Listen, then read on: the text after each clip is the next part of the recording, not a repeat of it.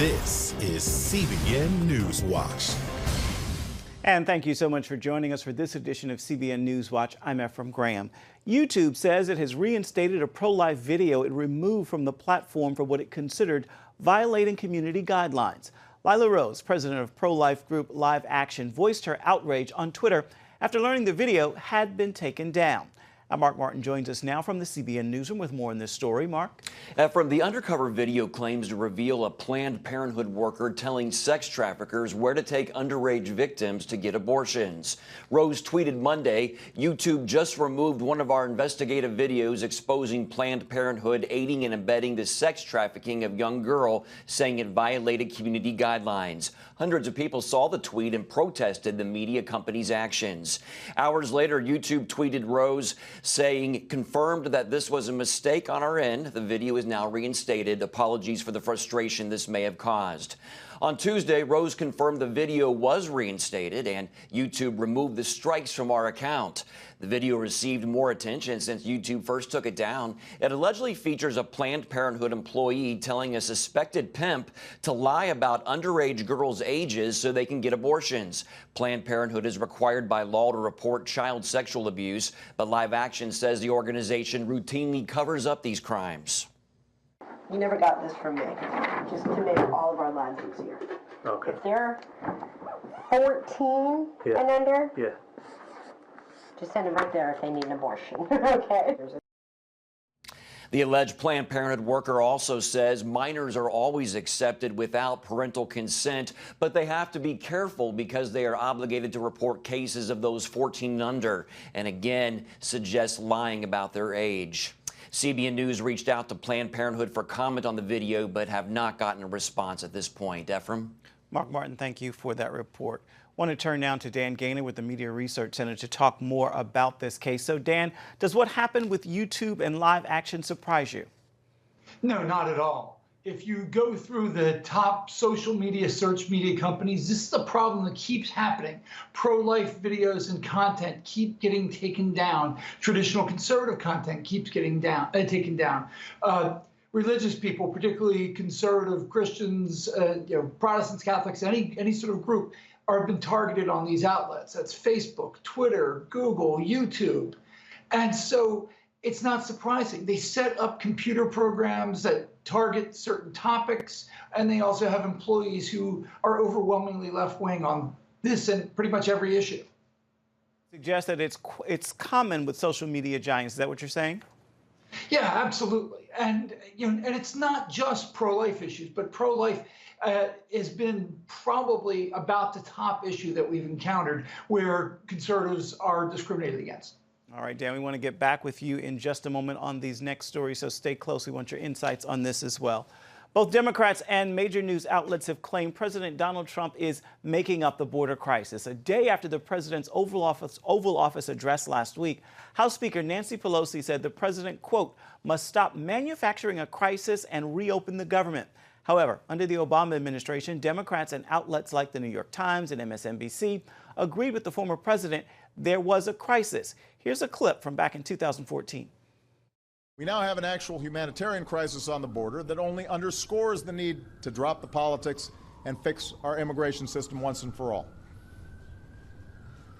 In recent weeks, we've seen a surge of unaccompanied children arrive at the border, brought here and to other countries by smugglers and traffickers. And Dan Gaynor is back with us. So, Dan, what's changed since the President, Obama that is, called the situation at the border a humanitarian crisis without the backlash? Well, what's changed, obviously, is that Donald Trump wants to fix the problem now, and the media don't want him to. For a couple of reasons. One, they know that Obama's solution would have been to legalize illegal aliens who are already here, and particularly DACA people, but also it would have been a more open border solution. That's why the media liked it, even though it sounded like he's talking tough. He wasn't. So when all those Democrats who said they wanted the wall for years and they would need to secure the border, the press knew that it was a lie. That's why they don't go after them now and call them on it. But they know when Trump said it, he was actually saying it's something he wanted to do. That's why they're upset. In light of what you're saying, does MRC have any research on the way the media is reporting on the border crisis now versus then? And what does it tell us if you do? Well, more anecdotal right now for that. But you have to factor it into the overall look at how the media have covered Donald Trump. We just got huge number for the overarching how they've covered Trump now for last year. It was 90% negative. They're not going to cover any topic positive under the Trump administration unless it's attacking Donald Trump. All right, Dan Gaynor with the Media Research Center. We appreciate your time and your insight. Thank you so much. Thank you. An activist jumps the wall as House Speaker Nancy Pelosi's mansion. The Daily Caller reports activist Laura Loomer was accompanied by a few alleged illegal immigrants. It was all streamed on Twitter. Loomer could be seen at one point marching toward Pelosi's home and later found the door locked. She said it was hypocritical of Pelosi to not have open doors and open borders to her own property. The Daily Caller is reporting this. Authorities were called to escort Loomer and her group off the property. Shutdown pressure on President Donald Trump mounts as House Speaker Nancy Pelosi called on him to delay his State of the Union address. She cited security concerns, noting that both the Secret Service and the Department of Homeland Security are affected by the partial government shutdown, now in its fourth week. Even Mr. Trump's own economists acknowledged the prolonged standoff was having a greater economic drag than previously thought. The IRS is recalling furloughed workers to process tax refunds. Some 46,000 employees, nearly 60% of its workforce, will be working without pay. The workers will not be performing audits or providing taxpayer assistance during the shutdown. Kenya's president says security forces have killed the Islamic extremist gunman whose assault on the luxury hotel and shopping complex took 14 innocent lives, among them one American. The president says that all the terrorists have been eliminated after that attack in the capital of Nairobi that began on Tuesday afternoon. He said more than 700 people were evacuated during the operation. The Islamic terrorist group Al-Shabaab has claimed responsibility for that attack. Senior international correspondent George Thomas joins us now with more on this story. So, George, do we know about the American who was killed in this attack? Yeah, we sure do. Here are the details. His name was Jason Spindler. He was a businessman who founded an organization called iDev, a financial company that invests in various emerging markets around the world. He'd been living in Kenya, incidentally, for about 5 years, and according to reports, often ate at a cafe in the hotel targeted by the terrorists. Spindler's mother, telling NBC News, said that her son was, quote, trying to make positive change in the third world. His father said his son wanted to, quote, develop a model for helping low-income people. Mr. Spindler would have turned 41 next week. Horrible loss. Al-Shabaab, of course, the terrorist group has claimed responsibility for this. What does this say about Kenya's internal security challenges? Well, they are facing enormous challenges. As we look at the video, you look at the way that the operation took place, you look at the haphazardness of how they tried to secure this building. Keep in mind, Kenya borders a very volatile nation called Somalia. And to get across this volatile nation from Somalia to Kenya, my sources are telling me Somalians can pay the equivalent of $20 to get across the border. So it's a very porous border, makes it very, very difficult for the Kenyan authorities to try and crack down on radical Islamists that are still continuing to operate in the country. Let's turn to Syria for a moment. ISIS carried out a devastating attack on U.S. coalition forces in Syria. What are the details there? Yeah, I just saw right before coming on the images from this particular attack. Here's what we know. It happened in the northeastern part of Syria, about 6.5 hours northeast of the capital city, Damascus, in a place called Manbij. And according to our sources, there were, the U.S. State Department hasn't officially come out to say how many service members died, but this is what a spokesman for the Operation Inherent Resolve said on Twitter, quote, the U.S. service members were killed during an explosion while conducting a routine patrol in Syria today. We are still gathering information and will share additional details at a later time. There are some reports that about 4 American soldiers lost their lives. If this number, Ephraim, is correct, it would mean that this is the largest number of American troops to have lost their lives since they began their operations back in 2015. Very, very serious attack. And also, mind you, keep in mind, this is also just weeks after President Trump said that ISIS had been defeated and the United States was preparing to withdraw troops from Syria. That's right. We know the president has said that. Yeah. And the Turkish government is saying they will help to create a safe zone for Kurds. How are Kurds responding to that offer? You know, not very well. I mean, the Kurds don't want the Turks to be operating this safe zone. As you mentioned, the United States, under the leadership of President Trump, wants to remove all 2,000 troops from Syria. The Kurds are very, very concerned. Why? Because the Kurds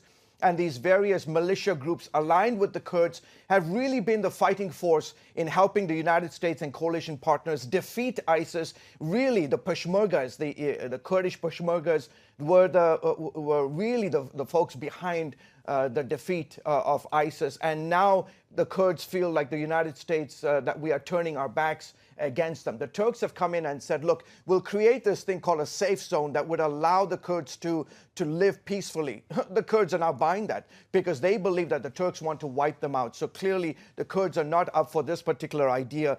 You know, this is a sticking point with the Kurds. The United States needs to come up with a way of protecting the Kurds. We have a history of dropping them like a bad habit, so to speak, and the Kurds know this. I've been listening to some of the folks on the streets of Erbil in northern Iraq, and they are very, very concerned that the United States will once again abandon them, and the potential for a massacre, potential for the Turks to go into this northeastern part of Syria is very, very real. And the United States is trying to stop the Turks from, and I've actually warned the Turks, do not harm the Kurds. There would be economic repercussions if they did. All right, story will continue to follow. I want to turn now to Florida, where the Republican governor is sending a strong message of support, a strong message to Airbnb. Support Israel or lose Florida's business.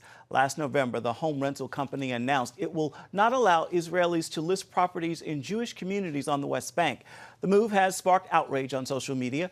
The Governor DeSantis tweeted that he would not stand for any kind of anti-Semitism. He tweeted, "As long as I'm governor of Florida, BDS will be DOA. We have a moral obligation to oppose Airbnb's policies against Israel in the West Bank." The governor also announced the state employees will no longer be reimbursed if they use an Airbnb. Coming up, the annual Women's March comes up this weekend on the heels of the March for Life, but it's facing backlash for some unexpected reasons. We'll have that story, both sides, when we come back.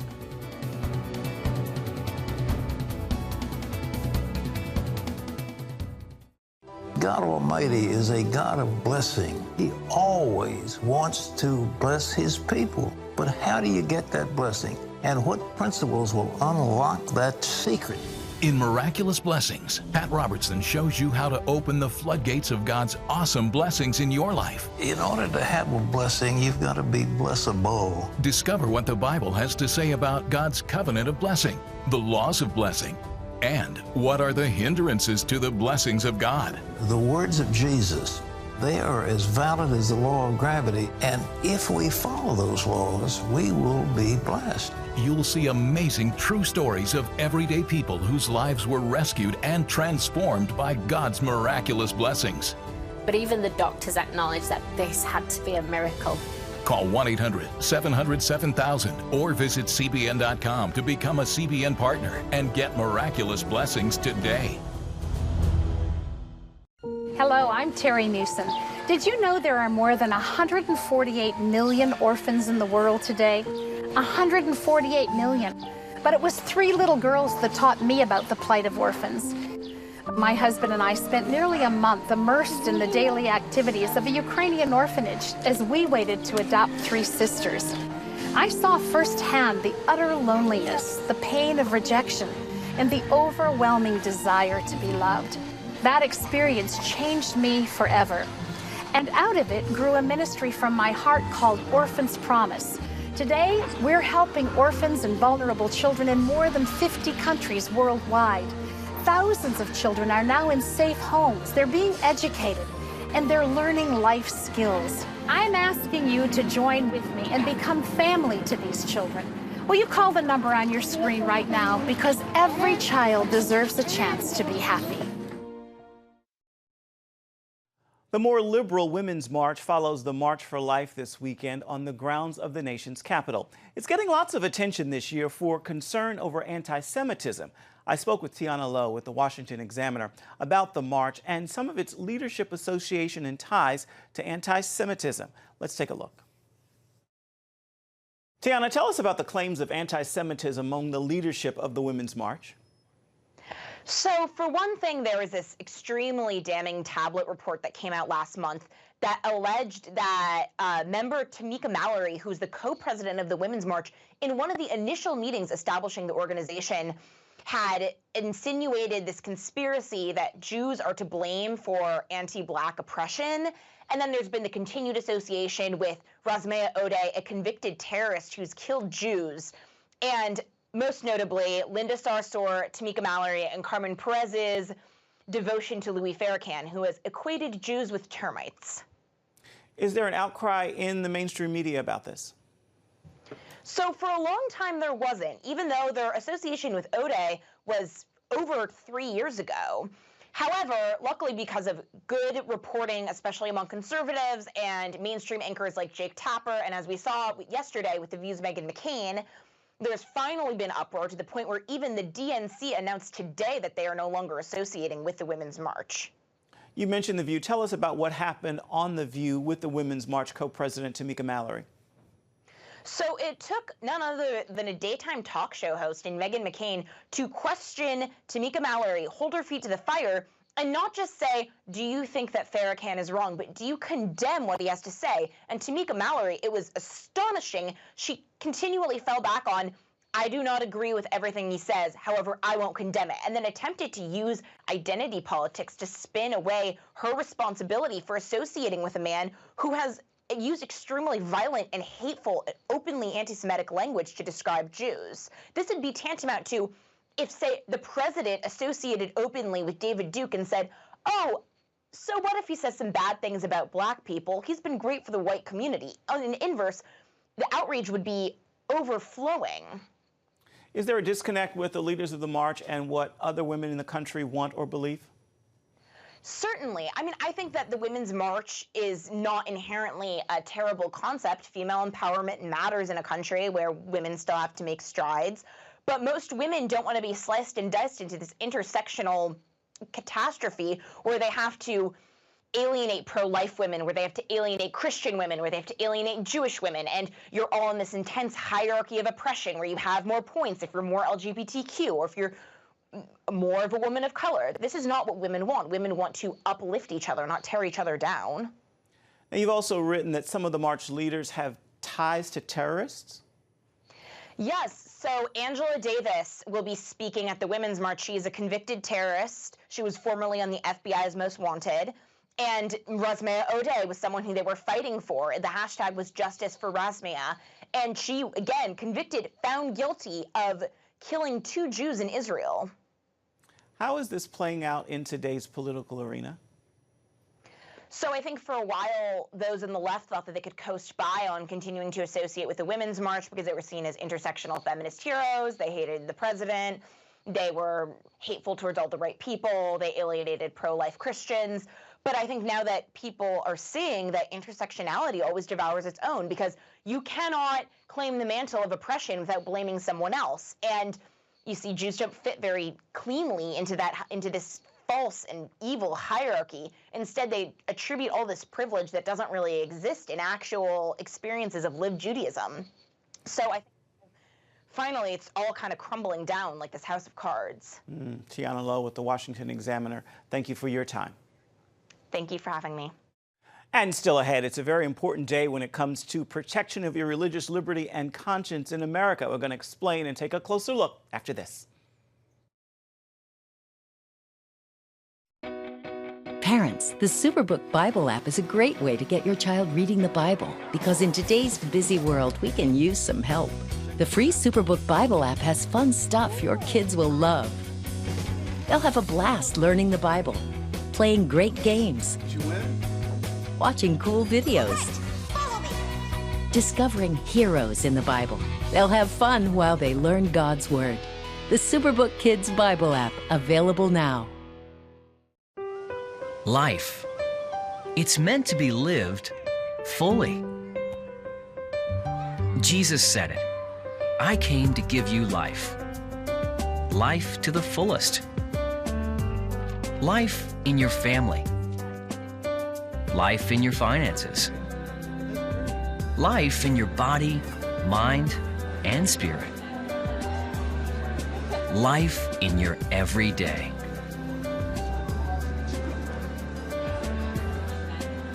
At CBN.com, we're taking what Jesus said seriously. We're here to help you discover life. Life. Live it fully. CBN.com.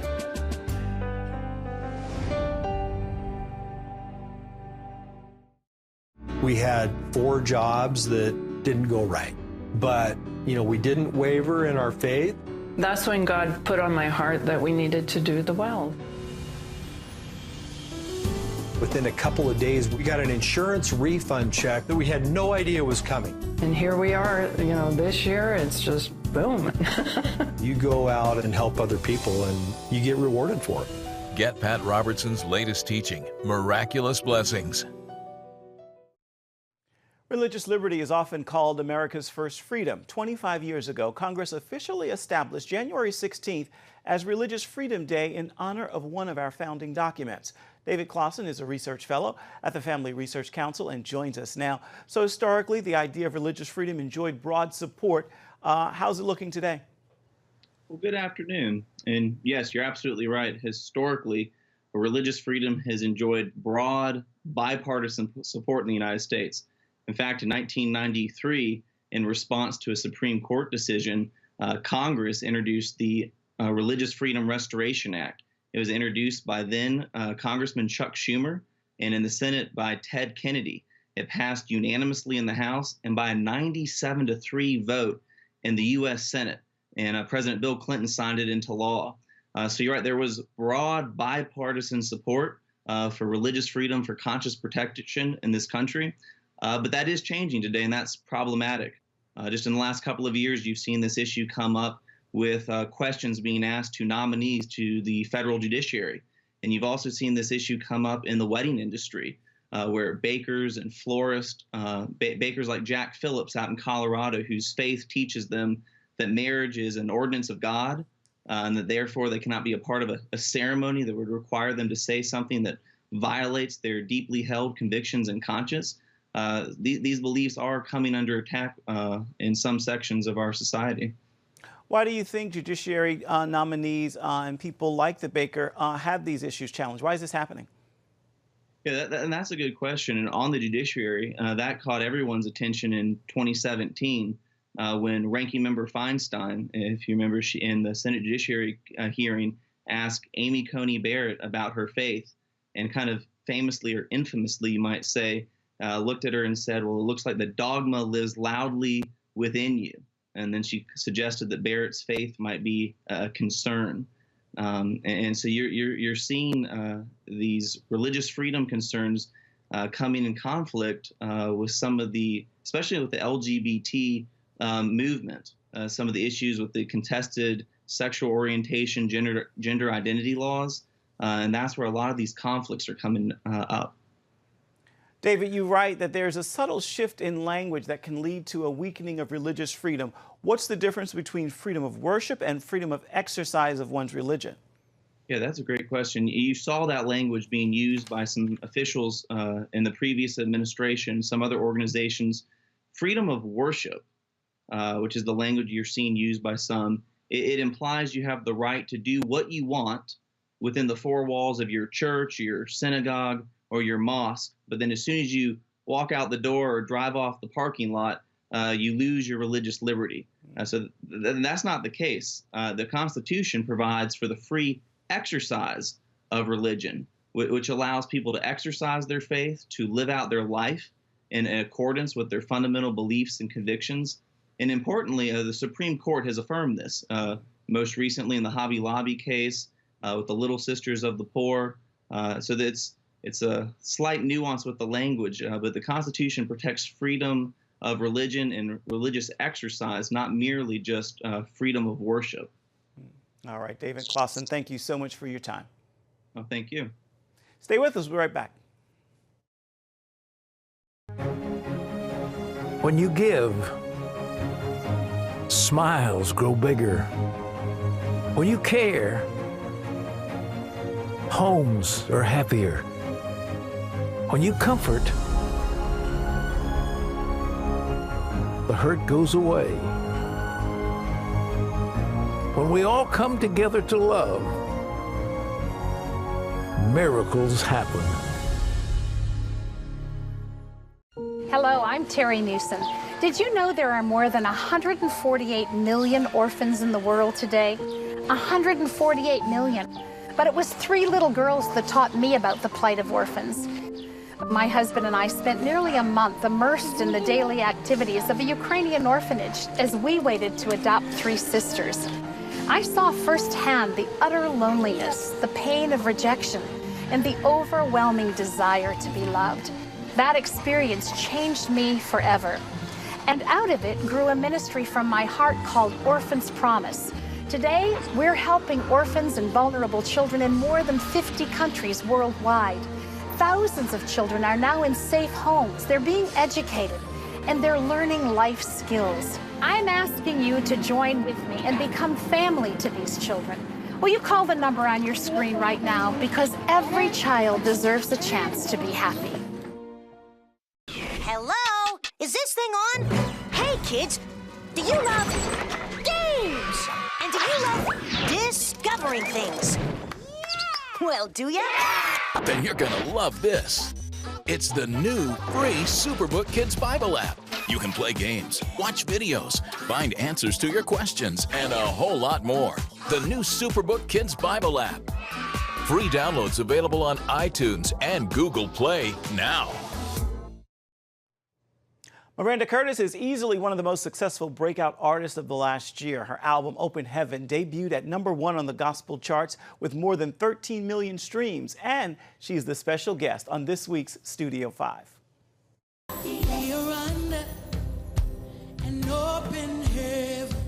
Heavens are indeed open in the life of recording artist Miranda Curtis. You did not grow up in church? But her road to worship leader is anything but routine. Sundays we were at home or on the beach and in Florida. She takes us from Sunday mornings on the beach to days and nights on the gospel stage. There's a river of miracles flowing. And you can see our full interview with Miranda Curtis on our Studio 5 program. That is this evening at 9:30 on the CBN News Channel. You can also find more of our exclusive coverage of the issues you care most about at cbnnews.com. We'd love to know what you think about the stories you've seen here today. You can do that by emailing newswatch@cbn.com. You can also reach out and touch us at any time on Facebook, on Twitter, as well as Instagram. Hope this is a wonderful Wednesday for you and a wonderful rest of the week. We'll see you right back here, same time tomorrow. Goodbye, everybody, and God bless.